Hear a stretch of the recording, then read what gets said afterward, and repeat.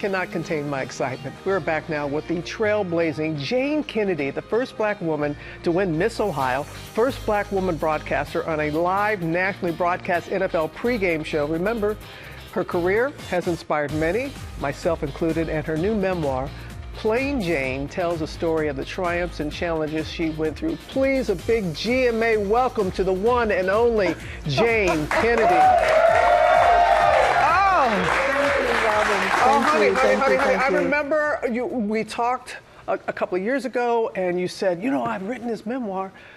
I don't have a publisher. And I was like, you got to be kidding me. And we gave you a big old shout out on GMA. You did. And then what happened? What a surprise what happened. You know, I didn't think you were going to do that. I thought you were going to call me back and say, we have some ideas. Next morning, everybody's blowing up my phone. And they're saying, turn on Good Morning America, turn on Robert. She's shouting you out. And I couldn't believe it. So thank you so much from the bottom of my heart, because that was the beginning of this journey. And you know what?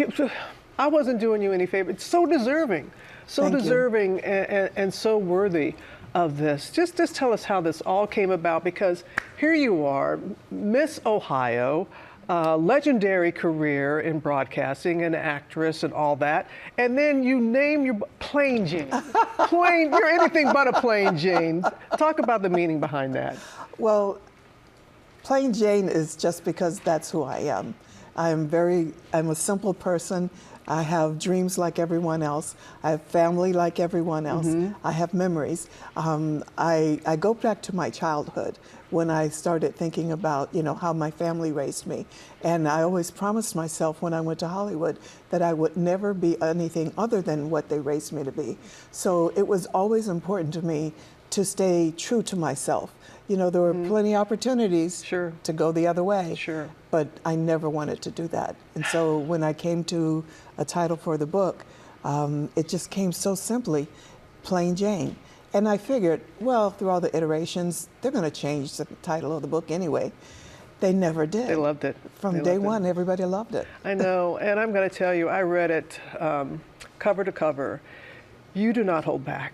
You talk about remarkable the accomplishments and what that took, but also didn't shy away from the challenges, the scandal with the tape and all that. It was a very important, this is your story, and you wanted to control the narrative, correct? Exactly. I did not want to have someone else. A lot of people have been writing about me everywhere, so throughout all these years, but I wanted to be able to tell my own story in my own words.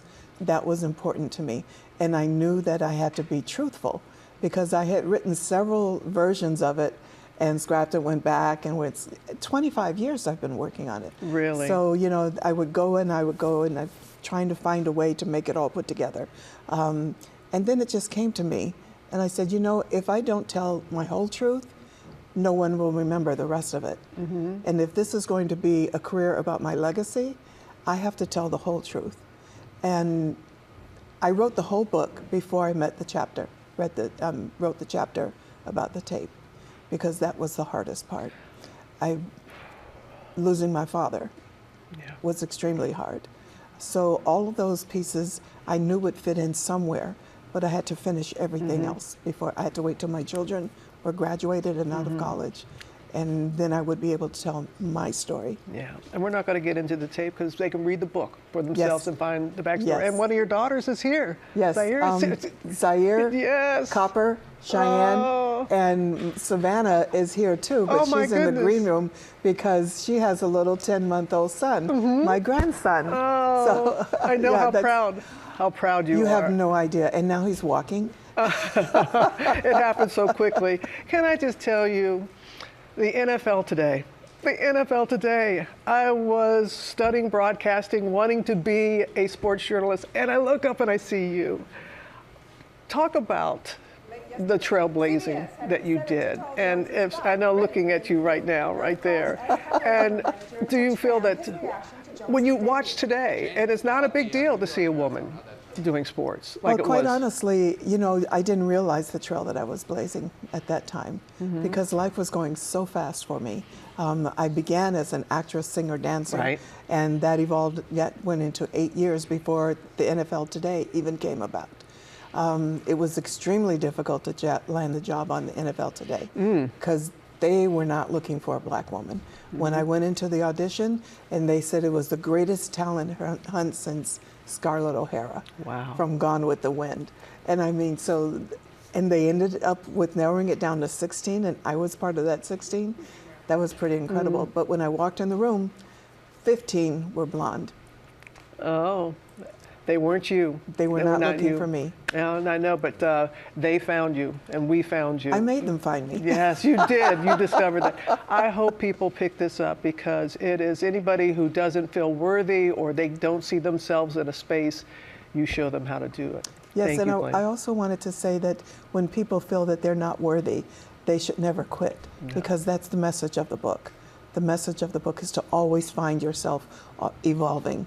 You know, someone had mentioned to me that I should do a master class in strategic pivoting because I've done so many different things.